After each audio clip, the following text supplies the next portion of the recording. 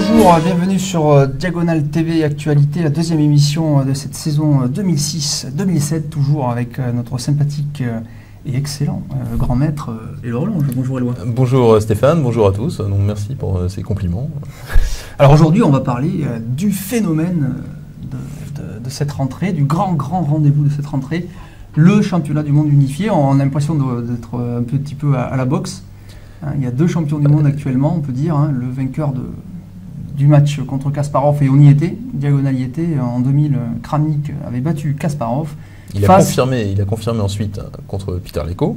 Confirmé contre Peter Leko, et face donc au champion du monde en titre de la FIDE, donc le champion de la fédération, son champion à elle, qui est Veselin Topalov et qui est numéro 1 mondial sur la liste. Numéro 1 mondial au classement Elo, Veselin Topalov, effectivement l'homme de l'année 2005, voire de l'année 2006.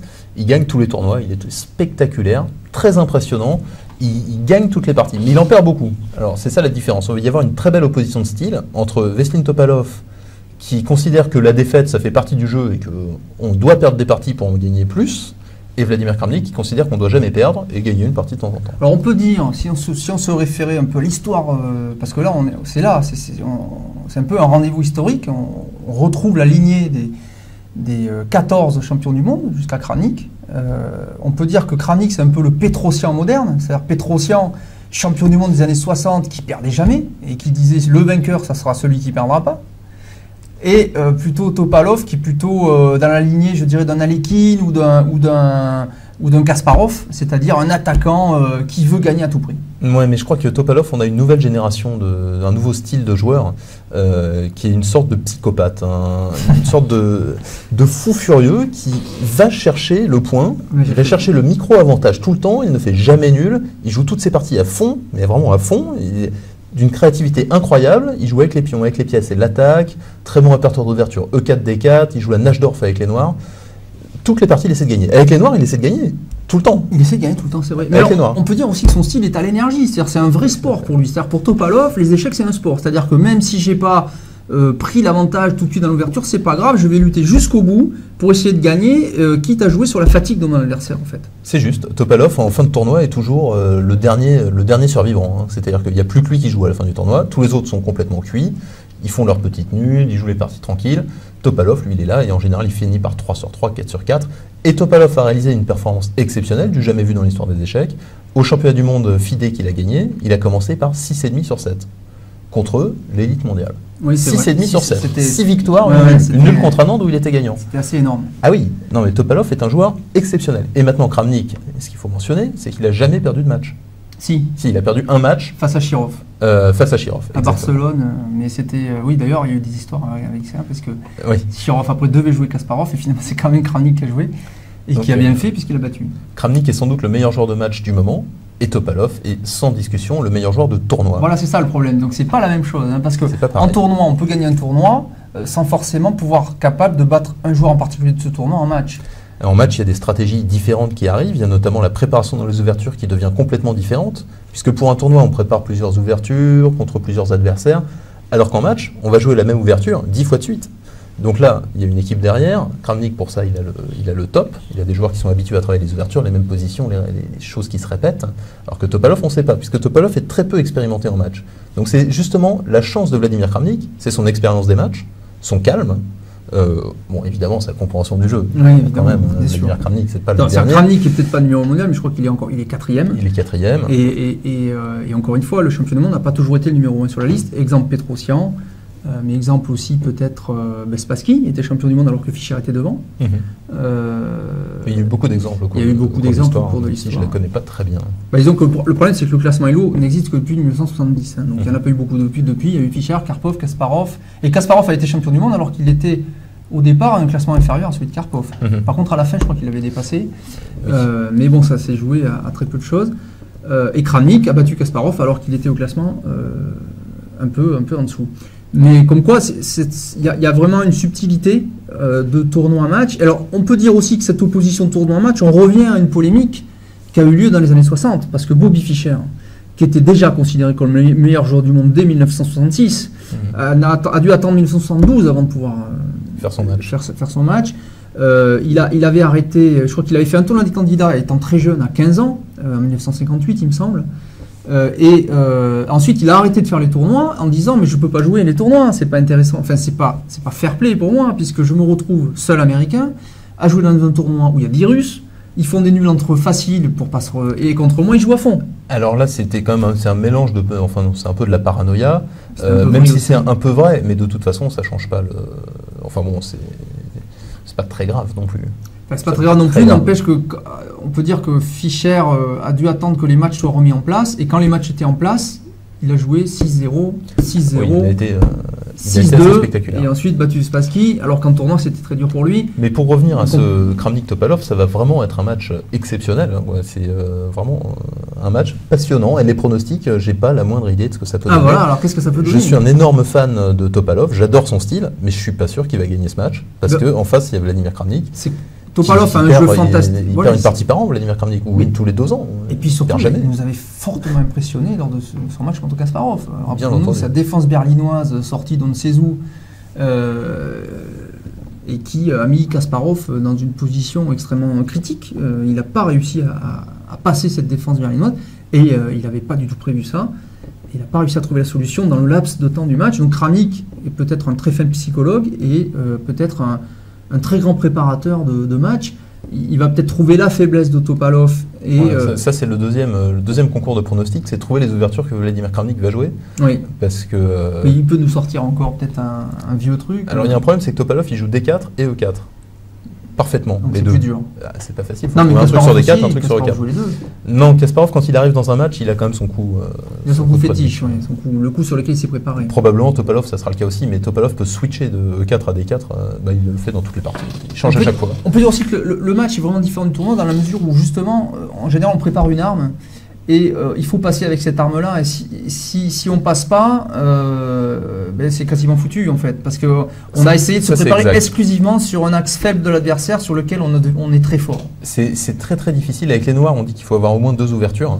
C'est-à-dire une ouverture qu'on va jouer.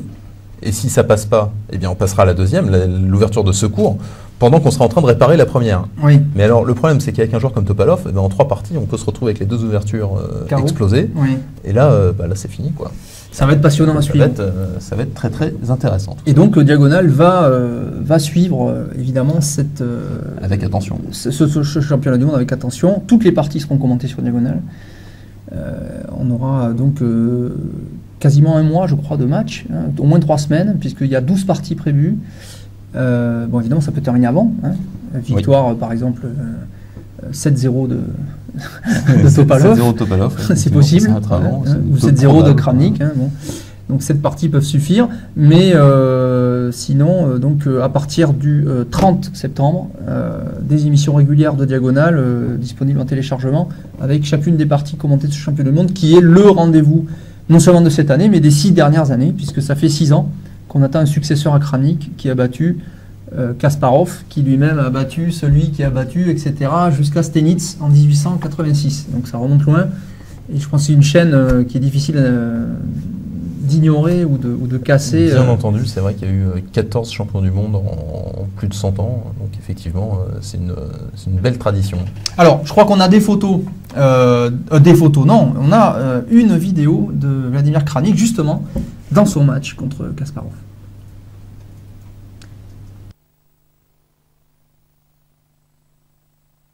Et on va bientôt le découvrir. Ouais, sur l'autre plan. Là, superbe plan d'un joueur tempête sous un crâne, pour être le titre de cette photo. Oui, tempête sous un crâne, et tempête sous un crâne seul. Ouais, est-ce qu'on peut avoir un plan sur le fauteuil de Kasparov pour voir s'il n'est pas derrière? Ça devrait être... C'est possible. Non, il n'est pas derrière. On a le fauteuil, et non, apparemment, on a le fauteuil médiéval de Kasparov. Kramnik, oh là là, Kramnik, ça c'est un beau plan aussi. Ça. Kramnik très concentré, vous voyez les yeux qui bougent. Alors sur internet, on les voit probablement pas, mais Kramnik est à l'affût d'une solution. Il calcule très vite, ces joueurs. Je crois qu'ils calculent vraiment très vite. Ah oui, ils calculent extrêmement vite. Donc ils peuvent concentrer leur attention, non pas sur le calcul, mais justement sur les considérations générales, positionnelles, qui sont les plus importantes. Et donc ils ne sont pas distraits par les variantes annexes. Ouais. Voilà. Donc Un petit passage intéressant où le siège de Kasparov était vide, peut-être un signe. Oui, Garry Kasparov qui se levait beaucoup pendant le match. Mais d'ailleurs, les deux joueurs se lèvent beaucoup en général quand ils ont fini de jouer leur coup. Ils s'en vont. Mais donc tu parles d'un signe au niveau de... Ils cèdent la place. Oui, ils cèdent la place. Oui, oui. Un vieux fauteuil en plus, non? Fauteuil médiéval. Alors, à noter que pour ceux qui suivraient Diagonale un peu pour la première fois, qu'est devenu Kasparov? Mais Kasparov s'est retiré, il a pris sa retraite. Même si dernièrement il fait un petit match d'exhibition, parce qu'il a dit qu'il restait disponible pour des matchs d'exhibition, mais il a arrêté la compétition internationale, puisqu'il se dédie maintenant à la politique et il veut, alors c'est un grand projet, restaurer une démocratie en Russie. Oui, oui. Et débouter Vladimir Poutine. Voilà le but que s'est fixé Kasparov, toujours à la recherche de challenge. Et là, c'est un beau challenge. Très très élevé. On lui souhaite bonne chance. C'est pas simple. Il en aura besoin, Garry Kasparov. Ouais. Donc, mais en tout cas, il est actif sur ce terrain-là et il a l'air de vouloir aller au bout de sa démarche. Donc Kasparov reste quand même un petit peu avec un petit œil quand même, puisqu'il continue à commenter plus ou moins ce qui se passe, mais il est clairement retiré. D'ailleurs, il a fait le petit tournoi qu'il a fait en exhibition. Il a joué le tournoi anniversaire de Victor Korchnoi, le tournoi de Blitz. Oui. Il a fait premier ex-aequo avec Karpov. Voilà, avec Karpov. Donc petit sympa, petit résultat sympa. C'est un petit résultat pour lui, puisque Karpov, ça faisait longtemps qu'il avait dépassé Karpov, qui quand même joue. Cela dit, il a fait des très très belles parties. Si vous avez l'occasion de les regarder, quand il gagne, Kasparov, c'est quand même. Oui, il reste un bon joueur. C'est du propre. Après, à voir ce que ça donne au niveau politique, je ne sais pas. Alors.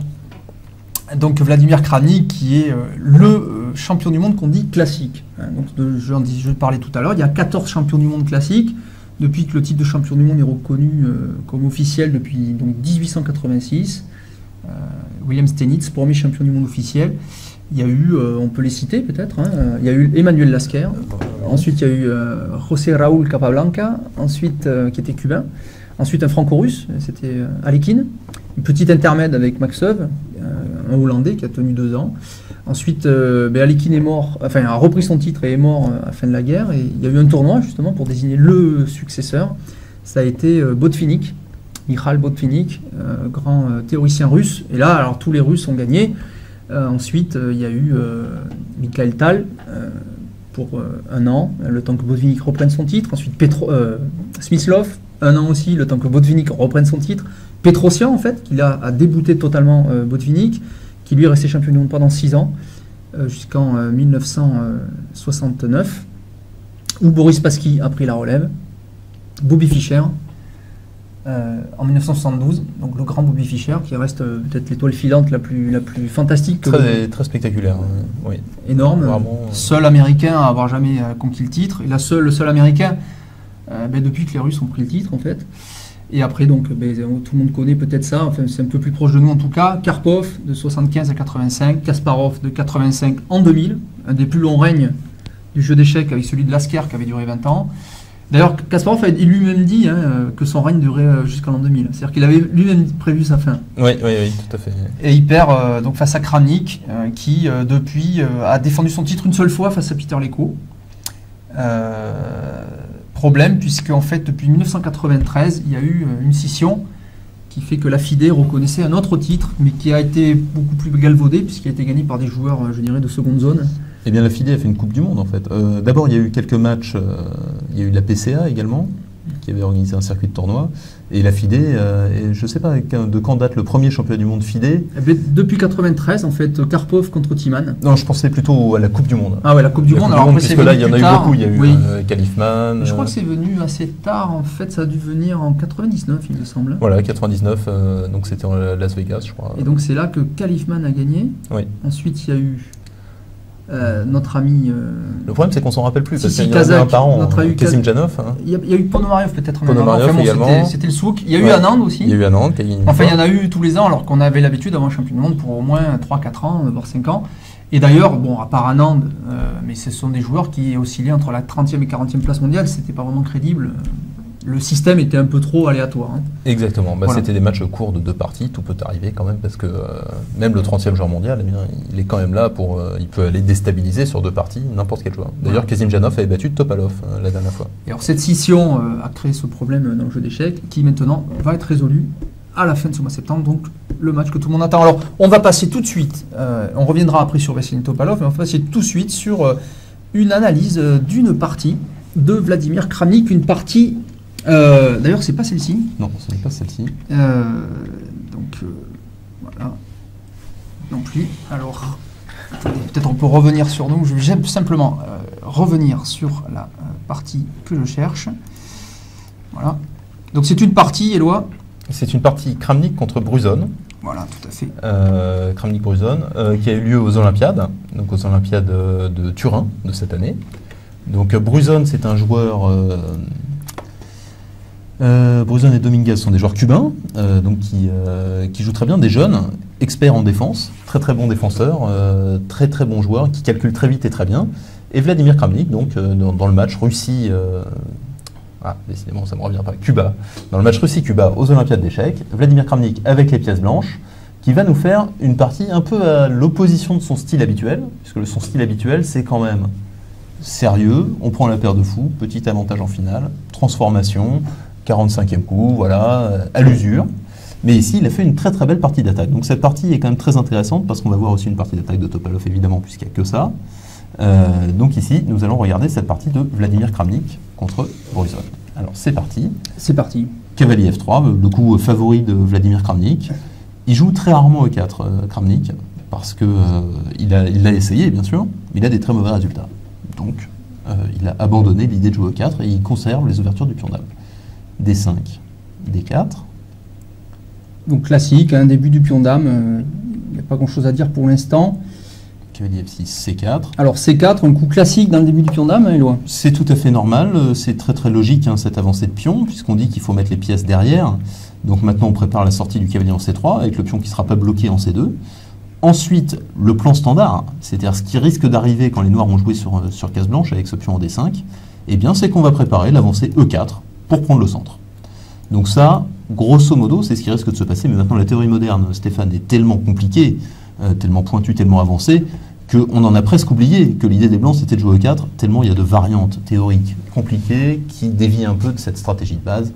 Donc ici, voilà l'idée. C4, C6, ça c'est la défense slave. Donc l'idée c'est de défendre le pion D5, de reprendre avec le pion, si jamais les blancs prennent, donc stabiliser le centre. En même temps, on n'a pas joué E6 à la place de C6, qui aurait été un gambit dame, parce qu'on veut conserver l'option du fou C8 qui peut encore sortir dans certaines... Ouais, on ne veut pas l'enfermer. Hein. Voilà. Ça serait mauvais coup.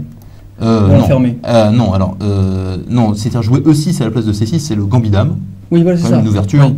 Non, mais de l'enfermer, une fois qu'on a joué C6, voilà, mettre le deuxième pion. Le deuxième pion E6, ça serait une erreur. C'est la semi-slave. Alors, il y a beaucoup de théories, ouais. Stéphane. Tout est possible. Ah, tout est possible. Ça existe quand même. On peut laisser le fou derrière. La bah, semi-slave. Oui. Ah, je ne connaissais même pas. La semi-slave, le système de Méran.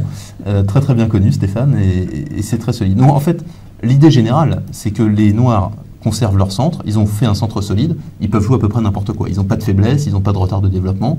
Simplement, le truc, c'est que si les blancs préparent E4 avec un petit avantage qui risque d'arriver. Maintenant, évidemment, c'est très compliqué. KC3, la slave normale. Donc ici, plusieurs possibilités. Donc on peut noter quand même que le pion C4 est en prise, est loin. Hein. Le pion C4 est en prise. C'est la deuxième idée de C6. C'est qu'on prépare l'avancée B5 pour soutenir le pion C4 au cas où on prendrait. D'accord. Ce qui d'ailleurs aurait pu arriver. Ici, il y a 3 grands coups. Pion prend C4. C'est une première possibilité. Mais ça laisse le centre au blanc, c'est ça le désavantage. Je peux vous montrer le début de variante, hein, parce qu'on n'est pas là pour donner une leçon sur les ouvertures. Oui. Puis on prend C4, on joue A4 pour éviter l'avancée B5 des noirs. Voilà, avec l'idée ensuite peut-être de jouer... on joue E3 et fou prend C4. Voilà. Et donc on se retrouve avec 2 pions au centre contre un seul, c'est-à-dire un petit avantage symbolique. E3 ou même des fois E4. Hein. Oui, mais la variante principale c'est fou F5, E3. Pour empêcher justement. Avec... Bon, un débat théorique. Non, mais c'est une ouverture, c'est un choix en fait, hein, c'est des possibilités. Donc ici, le coup, on vient de regarder des plans C4. Le coup très à la mode, c'est A6, pour les fanats d'ouverture théorique, qui est très compliqué. L'idée, c'est encore de remenacer, puis on prend C4, de garder l'option de sortir le fou, et ça, c'est ce qu'on appelle la slave A6. Mais ici, Bruzon a joué la semi-slave, Stéphane. Il a joué E6. Donc maintenant, possibilité pour les blancs de jouer E3, petit coup, qui rentrent dans des énormes parties Kasparov-Karpov et Karpov-Kasparov. Ils ont joué avec les deux couleurs cette édition-là. On ne peut pas trop s'apesantir non plus sur l'ouverture, voilà, puisqu'on a 2 parties à voir aujourd'hui, puisqu'on verra aussi celle de Topalov. Fou G5 ici, le coup normal, la grande variante. On cloue le cavalier. Cavalier BD7, Ce coup, ça s'appelle la Cambridge Spring. Ouais, c'est une ouverture anglaise. E3. Donc là, ici, tout va bien pour les blancs. Ils ont réussi à sortir leur fou. Maintenant, ils vont préparer l'avancée E4. Hein, donc ça va être fou D3, petit roc, dame C2 ou dame E2, et préparer le coup E3, E4. Dame A5, c'est le coup qui caractérise bien la Cambridge Spring. On profite que le fou de case noire soit passé derrière le pion, c'est-à-dire que maintenant il ne peut plus revenir, pour essayer de poser des petits problèmes avec ce petit clouage, dame, fou et roi. Pion prend D5, c'est le coup le plus agressif. Il y a d'autres possibilités qui sont plus tranquilles, notamment le coup cavalier D2, mais pion prend D5, c'est le coup chaud. Cavalier prend D5. Donc Kramnik n'hésite pas à jouer ces coups-là. Non, donc là on est dans le clouage, hein, c'est-à-dire on voit de la menace tout de suite, cavalier prend cavalier avec la dame qui vient reprendre. Oui. Il faut défendre. Qui perdra un pion. Dame D2. Dame D2. Fou B4, on est complètement dans l'idée de la Cambridge Spring. Maintenant, avantage blanc sur le long terme grâce au duo de pions centraux. Oui. 2 contre 1. Mais tout de suite, problème. Ouais, problème, menace qui est prend C3. Cavalier prend, pion prend, fou prend, et la dame est perdue. Oui, là, ça serait très très grave. Donc tour C1, il faut se défendre. Heureusement qu'il y a encore la tour, hein. Faut oui, prévoir qu'on ne peut pas bouger le cavalier. Voilà. Ouais. Maintenant, H6, attaque le fou. Bon. Donc ça, c'est du détail. Le fou s'en va en H4, c'est la seule case. Oui, mais des fois, c'est des petits détails qui font la différence. Voilà, qui font la différence. Ça a dû être calculé par Bouzone, ça. Petit roc. Maintenant, Vladimir Kramnik va sacrifier un pion. Oui. Mais le clouage est très désagréable. Le clouage est très désagréable. Il y avait un grand coup principal, c'était de jouer E4 maintenant, mais Laurent Fraissinet trouve une variante qui conduit à la nulle forcée. Vous pouvez regarder la partie. Laurent Fraissinet. Il a trouvé une. Oui, c'est la partie Yossif Dorfman contre Laurent Fraissinet au championnat de France. Ah bon. Je ne sais plus. Il a trouvé. Ouais. Donc il fallait pour les noirs. Ouais. Nulle forcée. Nulle forcée. Finale. Mais c'est théorique donc. C'est théorique. Maintenant, plus personne ne joue E4. Grâce à Fraissinet. Grâce à Fraissinet. À cause de Fraissinet. À cause de Fraissinet. Ouais. Mais dans le monde entier d'abord. Dans le monde entier. Oui, tout à fait. Ouais. D'accord. Donc c'est une ouverture. C'est ce qu'on appelle. Il est donc finalement, il est créateur quasiment d'une réfutation en fait. D'une réfutation du coup E4 qui avant était considéré comme le meilleur. A3. Donc là, on va voir, on attaque le fou. Alors une erreur serait de prendre le cavalier avec le cavalier. Oui, tout à fait, Stéphane. Cavalier prend cavalier ne serait pas acceptable à cause de pion prend. Pion prend fou, attaque la dame, et une fois que la dame a répondu, on prend le cavalier, ça fait 2 pièces. Exactement. Et là, c'est pas bon. Donc sur A3, bon, partir avec le fou, ça serait mauvais également, puisque maintenant il y aurait cavalier prend cavalier. Oui. Ouais, petit avantage blanc, par exemple. D'autant plus que là, cette case-là n'est pas accessible. Donc partir avec le fou, c'est pas excellent. Il faut relever le défi. Fou prend C3, pion prend obligatoire. On dit souvent que la meilleure réfutation d'un sacrifice, c'est de l'accepter. C'est de l'accepter. Voilà. Dame prend A3. Donc c'est le sacrifice, il est là. Vladimir Kramnik a un pion de moins. Maintenant, on voit, il y a un pion à passer pour les noirs. Qu'est-ce qu'il a en compensation, Stéphane? Eh bien, il a le centre, mobile, puissant, qui va avancer. Oui. Et la paire de fou. Et la paire de fou. Notamment les cases noires. Ce fou-là peut se révéler énormissime, avec s'il vient en E7, avec toutes les cases noires. Donc voilà l'idée de ce sacrifice de pion, position tendue. On commence par E4. Oui. Cavalier E7. On va dérouler. Fou D3. Développement normal. On sent que ça commence à devenir agressif vers le roi noir. On sent que ce fou. Ça va devenir très très chaud. Ce fou de case blanche peut lorgner vers le roi noir. Cavalier G6, voilà, il se prémunit, Bruzone, hein, il sent le danger sur son roi, donc il ramène les cavaliers près de son roi. Fou G3, et ici la menace de Vladimir Kramnik, c'est E5 maintenant. E5 suivi de menace positionnelle. H5, ouais. Et puis on chasse le dernier cavalier, il n'y a plus de défenseur, et puis la dame elle passe, et c'est mat. Ouais, ça va très très vite. Il peut y avoir des maths après derrière. Donc il faut bloquer le centre. Voilà, Bruzone bloque. Il bloque. Petit roc, alors variante pour expert, on va aller très vite Stéphane, parce que le temps presse. Ouais. Sur H4, eh bien le seul coup qui peut sauver la partie, c'est pion prend D4, H5, et petite astuce, je montre parce que c'est assez joli, on joue cavalier C5 qui menace dame prend tour C1 avec cavalier prend D3 qui fait échec. Une fourchette. Ah, oui, d'accord. Donc si vous voulez en savoir plus, eh bien regardez par vous-même parce que c'est très compliqué ici et ça sort un peu du cadre, mais simplement le coup H4 est réfuté par pion prend D4, sinon H4 était très fort. D'accord. Donc petit roc de Kramnik. Tour E8 de Bruzone, normal. Très bien. Tour F1, là on va voir que Kramnik ne s'emballe pas, oui. Il n'est pas là avec son pion de moins en mettre dans tous les sens. Et toutes les pièces sont développées là. Exactement. Petit roc, toutes les pièces sont sorties, donc on sent que maintenant ça va passer aux choses sérieuses. Alors c'est ça qui est sympa justement. Dame à 5 de Bruzone. Bruzone il se dit je ramène madame, parce que là je sais pas trop ce qu'elle faisait en A3. Il veut la ramener probablement. Il veut la ramener par là, en D8. Et pousser le pion A. Et pousser le pion A pour créer une diversion, hein, pour empêcher les blancs de créer des menaces du côté roi. Dame B2. Voilà, Dame B2. Dame D8. Et ici, Stéphane, c'est le moment où on ne sait plus quoi faire pour Vladimir Kramnik, donc il faut réfléchir. Quelle est la pièce que je peux améliorer? Alors on peut noter effectivement que le fou, ici, le fou D3, maintenant pour l'instant est bien bloqué, et peut-être que ce fou pourrait se libérer sur la grande diagonale A2 F7. Exactement, voilà l'idée. Voilà une belle diagonale pour un fou. Avec des raisonnements simples, on arrive à trouver les coups des champions. Il a joué fou B1, Vladimir Kramnik, il améliore sa dernière pièce qui n'était pas encore dans l'action. A5, enfin sa dernière pièce. Il y avait encore la tour C aussi, il améliore aussi. A4. Oui, il la met sur la colonne D en vis-à-vis de la dame. Et fou A2, la tour ici est pas mal. On aime beaucoup la position blanche avec le centre. Évidemment, les noirs en échange ont ce fameux pion passé. Et oui, et surtout, mais en fait, on ne sait pas encore comment les blancs vont conclure cette position. Pour l'instant, ils immobilisent un peu les noirs. Enfin, on sent quand même le pion F7 est très faible, Hello. Ouais, ce pion-là, il peut y avoir des sacrifices, il peut y avoir plein de choses, il faut faire très attention. En fait, le gros problème pour les noirs dans cette position, c'est qu'ils ne peuvent pas bouger le cavalier D7 qui aiderait à sortir le fou C8 parce que le pion E5 est attaqué 3 fois. Ouais. Donc ils ont un problème sur ce pion E5. Dame E7. Et ils ne peuvent pas le défendre avec F6. Et ils ne peuvent pas jouer F6, bien sûr. Pour l'instant. Il y a toujours ça, F6, le coup qu'on n'a pas envie de jouer. Alors Dame E7 peut préparer, le roi bouge et F6 peut-être. Possible. Vladimir Kramnik fait Dame C1. Alors, un coup mystérieux. Un coup mystérieux. Tour A5. Coup latéral, puisque Bruzon a compris qu'il ne pourrait jamais ramener sa tour par ici parce que le fou il ne sortait pas. D'accord. Dame D2, on ne sait pas ce que veut faire Vladimir Kramnik, mais en tout cas, il a réussi à provoquer une faute de Bruzon ici, puisque Bruzon craque et joue pion prend D4. Petit craquage. Petit craquage. On ne sait pas trop encore ce qu'il menaçait Vladimir Kramnik. Il craque un peu là. Est-ce qu'il menaçait de jouer D5? Probablement pas. Est-ce qu'il menaçait de prendre E5 pour rentrer? Pas sûr. On ne sait pas. Mais en tout cas, il ne faut pas ouvrir ce centre. Il est évident que ce pion E5 tenait les blancs à la distance. Mais alors attention, parce qu'en fait, Vladimir Kramnik a pris du cavalier. Maintenant, on se dit, peut-être c'est bon. Mais ici, non, toujours pas. C'est toujours pas bon. Ici, on voit l'attaque de Vladimir Kramnik. Toutes les pièces bien placées. C'est en train de se déplier. Mais il y a un cavalier Kasparov, Éloi. Il y a un cavalier qui arrive. Un cavalier Kasparov, le fameux cavalier F5 où Kasparov a dit, laissez-moi un cavalier F5, pour moi, ça vaut un pion. Cavalier F5 avec idée cavalier D6. Là, le pion F7 qui va sauter. Donc, gros problème. Pour empêcher ce cavalier d'aller en F5, il faut soit jouer un coup de cavalier, par exemple cavalier E5. Pour libérer le fou. Oui, cavalier E5 a l'air d'être un coup tout à fait jouable. Là, on jouerait F4. Voilà. Maintenant, donc, si on repart en D7, il y a le cavalier là. Arrive. Donc on est obligé d'aller en G4. Et maintenant, le coup très fort, c'est E5. Et là, on va s'apercevoir que ces deux pions vont avancer. La suite, c'est F5, E6.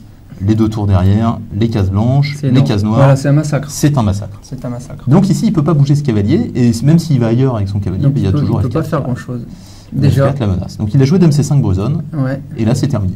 Ah, déjà. Tout de suite, c'est terminé. Alors, on va voir comment Vladimir Kramnik va réussir à sortir ses pièces. Il a joué fou C7, attaque la tour.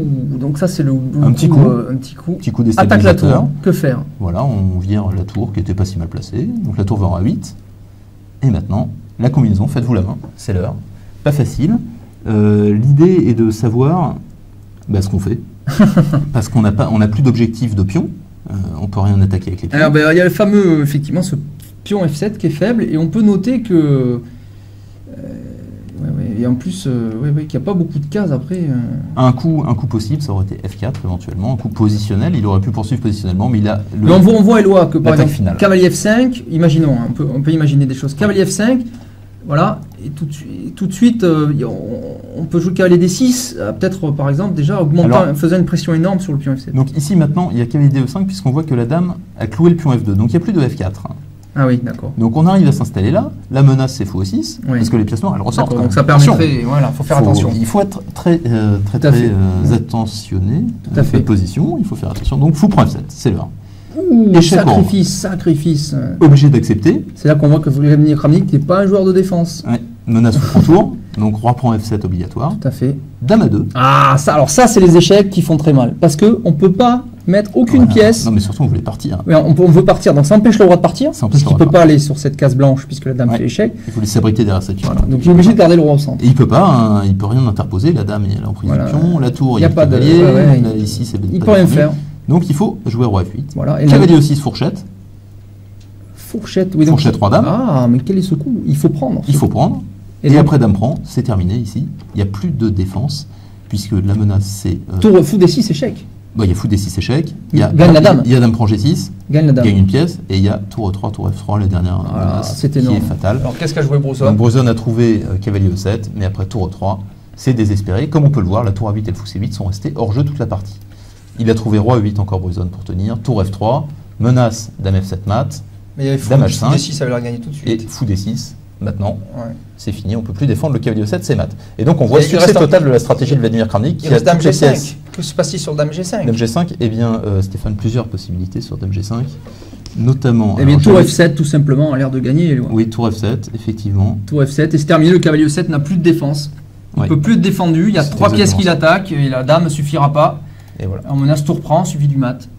Voilà, c'est énorme. C'est terminé. C'est énorme. Grosse partie de Vladimir Kramnik, et comme on voit dans la position finale, c'est vrai que cette position fait plaisir à voir pour les Blancs. Toutes les pièces sont actives, on a une pièce de moins, mais la position du roi est détruite. Et Kramnik aime beaucoup ce genre de position comme ça, où il prend l'avantage, le rouleau compresseur. Ouais. C'est comme ça qu'il a gagné contre Kasparov. Si on se rappelle bien les parties qu'il a gagnées, c'était micro-avantage, mais jusqu'au bout.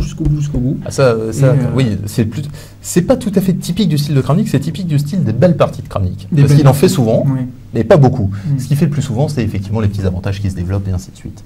Donc voilà notre premier joueur, champion du monde en titre, Vladimir Kramnik. Vladimir Kramnik. Alors, on va passer maintenant évidemment à la présentation de Veselin Topalov. Donc alors on peut pas dire le challenger parce qu'il est aussi il est également champion du monde. Il est considéré comme champion du monde. Mais là, Stéphane, on le voit à l'image, Veselin Topalov. Tout à fait. Mais peut-être plus que les autres, je dirais, Veselin Topalov a une légitimité parce qu'il est numéro 1 mondial sur la liste du classement. C'est juste. Maintenant, il n'a pas gagné un match, il a gagné un tournoi. Et ça quand même, ça heurte la tradition qui dure depuis un siècle, même plus d'un siècle. Depuis 1886, on l'a dit, donc un siècle, 120 ans. Exactement, même, oui, ça va faire 120 ans. Donc, c'est pas tout à fait la même chose, et c'est vrai que Topalov n'a pas l'expérience des matchs. Topalov n'a pas l'expérience des matchs. Là, on le voit ici dans un tournoi, effectivement, contre notre Étienne Bacrot national. Et c'est à Sofia. À Sofia, il avait les blancs dans cette partie. C'était une slave avec A6, on en a parlé tout à l'heure. Très très belle partie de Topalov. Il a fait gagner une victoire très belle contre Étienne Bacrot. Donc effectivement, voyons peut-être la suite.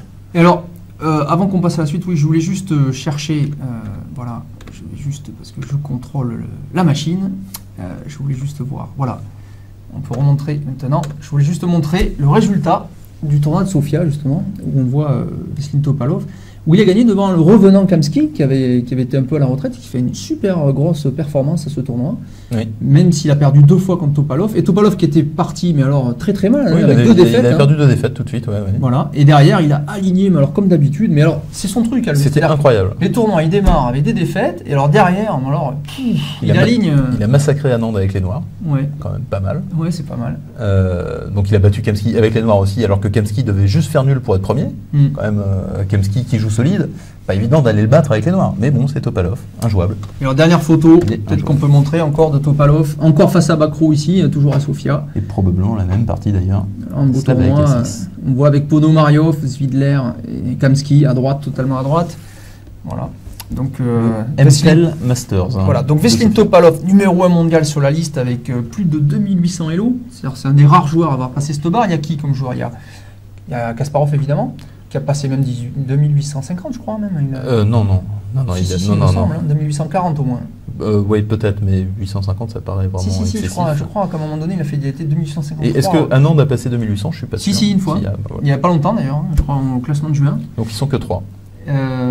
Topalov et Kramnik aussi. Kramnik a passé des 1800 et il est redescendu en dessous. Il est passé une fois la barre. Donc ils sont donc 4. Voilà, ils sont 4 à avoir passé cette barre. Sachant que Fischer, lui, était classé à l'époque 2785, qui était un record qui a tenu presque 30 ans. Alors Stéphane, on sait que tu es un grand fan de Fischer, mais là on va peut-être quand même commenter un peu nos parties du jour. Parce voilà, non mais pour dire que Topalov fait partie des grands en ayant passé cette barre, et qu'on a 2 joueurs qui ont passé la barre dans cette finale qui en donne toute la légitimité aussi. Ah mais elle va être extraordinaire, ça va être extraordinaire à suivre ce match.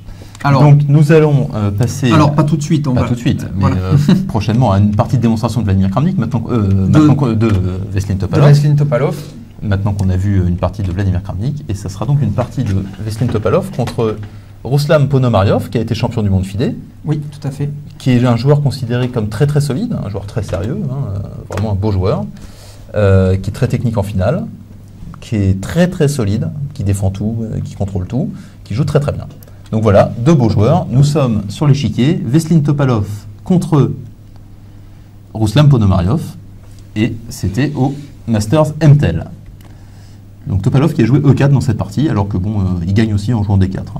Comme on a dit, il peut jouer n'importe quel des coups. Donc le MTEL Master de Sofia, dont on vient de parler, c'est le tournoi de Sofia. Nous allons passer assez vite sur l'ouverture, qui est une ouverture espagnole. Le coup fou B5. Caractérisé par ce coup-là. Voilà. Donc ça, on l'a déjà commenté dans de nombreuses émissions. A6, le fou se retire, on ne veut pas donner la paire de fou. Alors on peut prendre, c'est des astuces d'ouverture. Oui. Hein. On peut jouer aussi fou prend cavalier C6. Voilà. Mais ça donne la paire de fou avec une position équilibrée. Et on gagne peut-être pas, un petit avantage pour les blancs. Surtout on ne gagne pas de pion. On ne gagne pas le pion au 5. On ne peut pas le gagner. Astuce. À cause d'une astuce. Qu'on vous laisse découvrir d'ailleurs. Petit problème pour vous chez vous. Fou E7. Essayez de prendre le pion E5. Tour E1, on défend le pion E4 maintenant. Donc, tout ça est connu, très connu. B5, fou B3, ça a été joué des centaines. Maintenant, voilà, il faut attaquer le fou. Petit roc. Et ici, sur le coup principal pendant des années a été C3. Mais on arrête. Avec l'idée des 4. On a arrêté ça parce que alors c'est Adams. C'est ça. C'est Adams qui a remis au bout du jour le fameux Gambit Marshall, dont l'histoire était que Marshall, grand ennemi de Capablanca, le 3e champion du monde, eh bien, en fait, avait préparé pendant 10 ans cette ouverture. Donc, le fameux Gambit Marshall. Le Gambit Marshall. Ici, c'était un Gambit, on perd un pion. Hein, oui, ça se poursuit, les prochains coups sont comme ça. Voilà, et on gagne le pion 5. On gagne le pion 5. Mais en échange, les Noirs vont avoir une attaque énorme. Voilà. Ça s'appelle le Gambit Marshall. Ça a été joué donc, face à Capablanca, qui avait quand même réussi à gagner la partie. Alors, Marshall devait l'avoir mauvaise parce que ça faisait 10 ans qu'il le gardait. Qu'il attendait de placer sa petite nouveauté. Voilà, pour le battre. Une grosse nouveauté. Parce que voilà. Mais donc une grande histoire de cette ouverture qui depuis n'était plus trop jouée. Et Adams a commencé à rejouer ça alors à la fin des années 90. Et depuis, les Blancs ne peuvent plus gagner. Quoi. Non, c'est nul forcé maintenant. C'est nul forcé. Il n'y a plus de victoire. Il n'y a plus de victoire. Donc on ne joue plus C3, on joue ce qu'on appelle des systèmes anti-Marshall. Anti-Marshall. H3. Voilà, on joue ça. On décale. Fou B7. D3, maintenant on est voilà, on peut condamner à plus, on peut plus jouer C3 D4 parce que c'était pareil. Voilà, c'est un peu plus passif. D6. Alors le plan des blancs, qui est D2, F1, G3, C3, peut-être D4 et peut-être l'attaque avec le cavalier qui vient en F5. Voilà, ça c'est du super classique dans cet espagnol. Il commence par A4, Veselin Topalov. Ça c'est pour affaiblir le pion B5. Éventuellement le cavalier peut passer par C3. Alors la particularité de cette ouverture, je dis, c'est que pendant quand même jusqu'à 10 coups, même plus, il n'y a pas de pièces échangées. Voilà, oui, très peu d'échanges, beaucoup de manœuvres. Ouais, beaucoup de manœuvres. Très peu de contacts. Cavalier A5. C'est pas une partie de contact. Topalov ne donne jamais ses fous. Ça ne plairait pas aux 15 de France. Fou A2. C5. Les noirs contrôlent le centre, prennent de l'espace. Mais en contrepartie, eh bien, Topalov a un très joli fou, bien placé ici. Cavalier BD2. Il y va, Veselin Topalov. Cavalier D7. Ce qui est bien avec Topalov, c'est qu'il voit de très loin où il veut mettre sa pièce. Et elle finit toujours par y arriver. Cavalier F1, il y va. Cavalier B6. Maintenant, une petite astuce tactique. On voit que la menace est quand même assez désagréable. Cavalier prend pion A4. Donc, fou D2. Maintenant, sur cavalier prend A4, qui est une possibilité, on joue simplement B3. Le cavalier ne peut pas revenir en B6 puisque le cavalier A5 serait sans protection. Et après B3, si on joue cavalier B2, qui est la dernière case disponible, eh bien, c'est très simple. Il est enfermé, Stéphane. Voilà, il est enfermé, il n'a plus de cases. Il est muselé, il ne peut plus sortir. C'est le genre de coup qu'il faut éviter. Donc fou D2 attaque le cavalier A5 et défend indirectement. Quand on va trop loin dans le camp ennemi, il faut bien calculer son coup. Hein. Faut être sûr de soi. Surtout quand on a un cavalier qui arrive tout seul, bien séparé de tout le reste des pièces, c'est pas très bon. Et en général, il est facile à prendre. B4 normal. C3. Il faut casser un peu ces pions-là et en même temps, ça permet de défendre le pion A4 avec la dame. Pion prend C3, fou prend C3. Ça c'est bien joué, fou prend C3. La reprise normale était du pion, mais ça posait des problèmes avec ce pion, qui pouvait être attaqué par fou C6. Donc ici, il attaque le cavalier. Cavalier C6. Maintenant, Stéphane, que veulent faire les blancs? Ah ben c'est la question. C'est la question.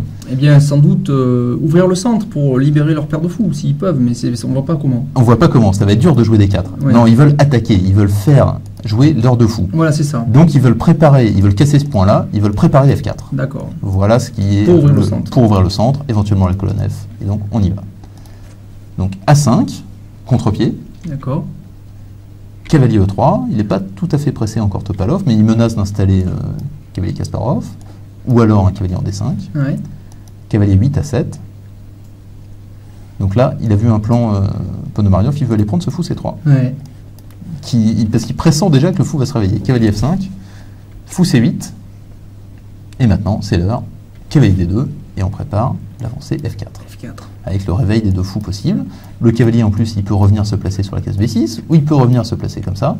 Donc toutes les pièces de Topalov sont bien dans la partie. C'est l'heure de F4. Ça y est, ouverture.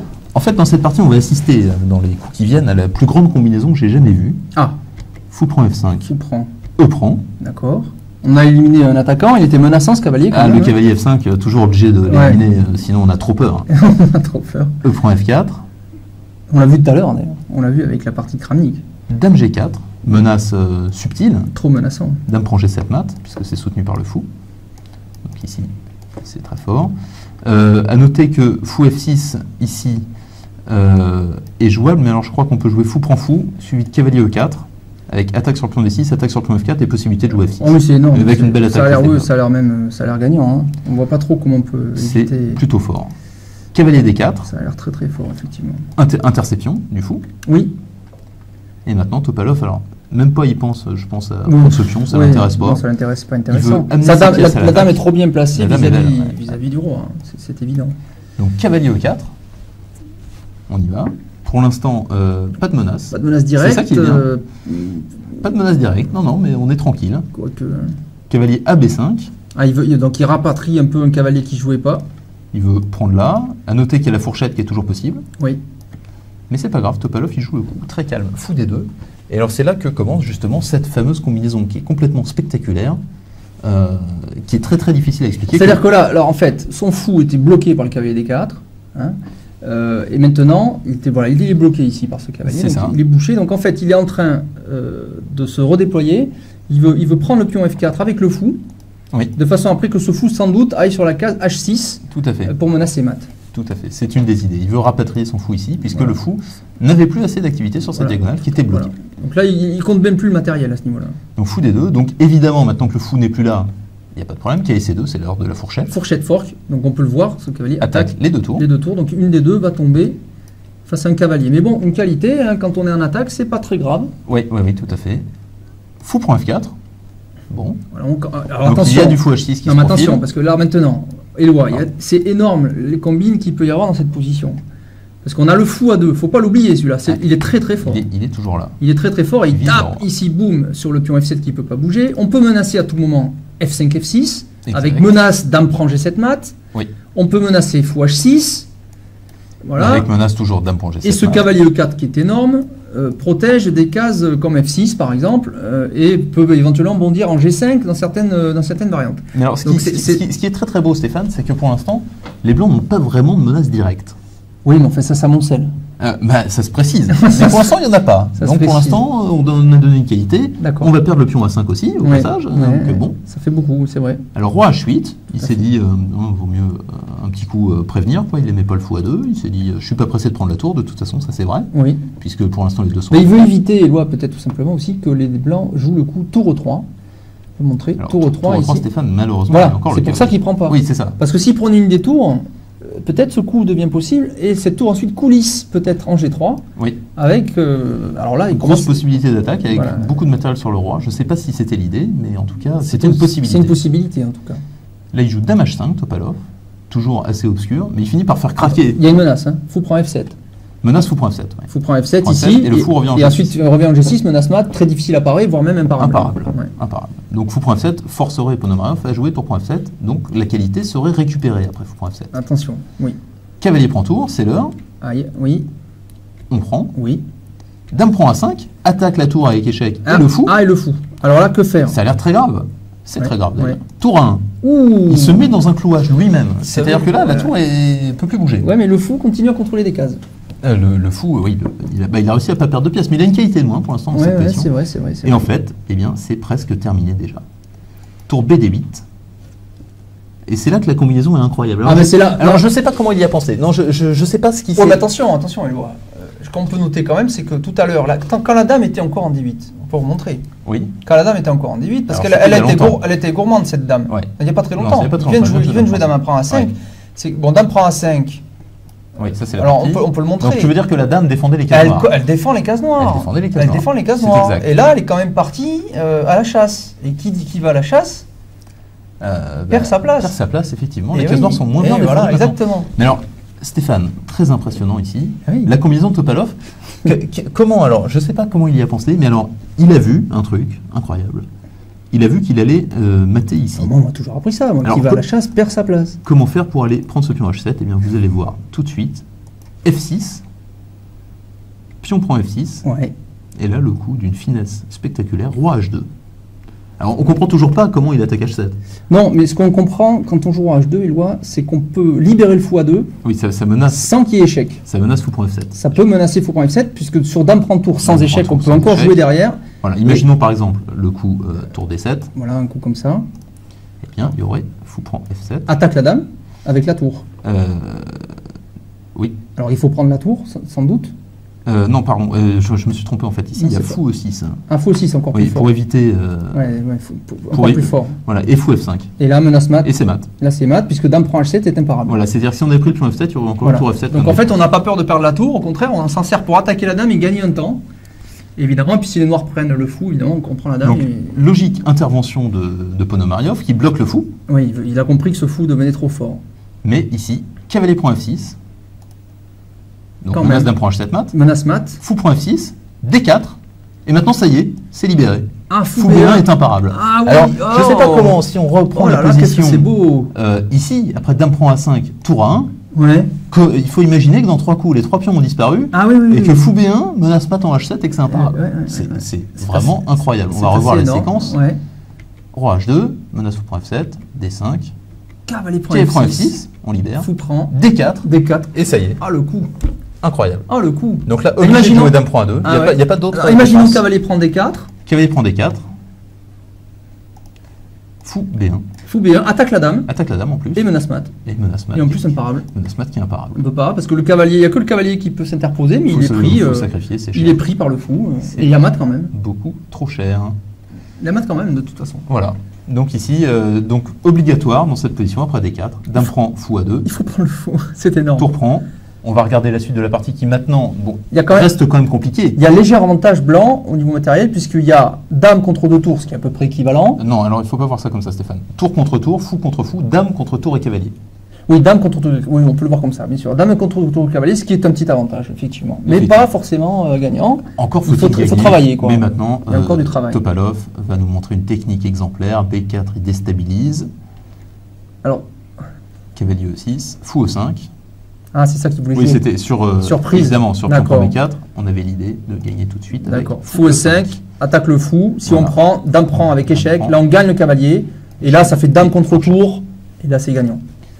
Donc, cavalier E6, fou E5, on échange les fous. Oui. On prend On C5. prend C5. Tour C8. Fou D6, D6, on bloque. protège le fou. Tour D8, tour Non, A5. tour Donc A5. là, c'est la Les fin de défendus partie, pour on peut dérouler. Oui, d'ailleurs, c'est ce qu'on fait parce que Voilà. ici, C'est technique. On va commenter brièvement. C'est technique. Mais grosso modo, les noirs n'ont plus de plan. Non, mais de toute façon, Les noirs l'avantage savent que l'avantage blanc est clair. Il y a ce pion C5 en plus qui traîne. Voilà.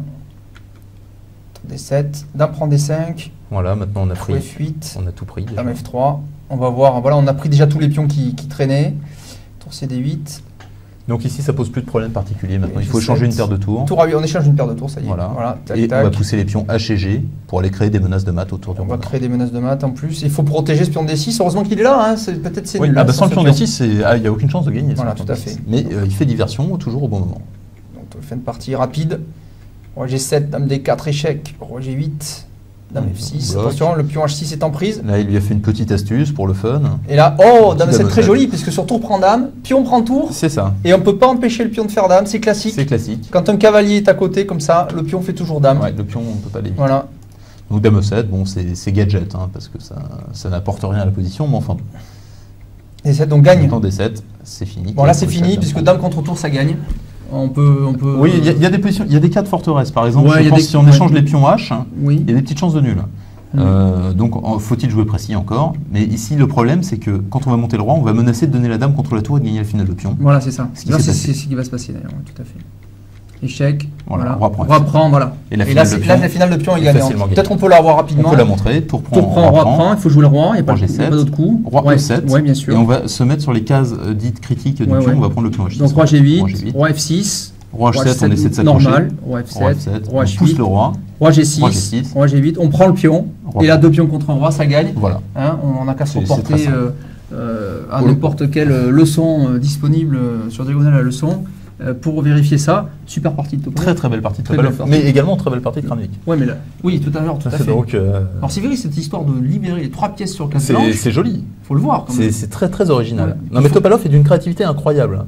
Vraiment très très Et puis il créatif. faut un sang, il faut du sang-froid. Aussi. Parce qu'il passe quand même par une position où l'ordinateur dit que c'est perdant pendant 10 coups de suite. Donc je pense que c'est humainement pas calculable. C'est pas possible. Si. Non, il n'a pas pu tout calculer, mais il s'est fié à son intuition. Topalov est humain. Topalov est humain. Oui, non, mais c'est fié à son intuition en partie, bien sûr.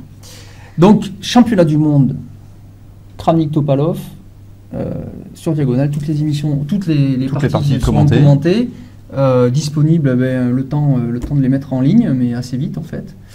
Et donc on vous donne rendez-vous évidemment sur le site officiel de diagonale-tv.com et aussi sur échecacademy.com pour suivre aussi les cours de Jean-Luc Chabanon. À très bientôt sur Diagonale, restez-nous fidèles et inscrivez-vous sur diagonale-tv.com dans la newsletter Diagonale pour avoir toutes les infos sur la sortie des émissions. À bientôt.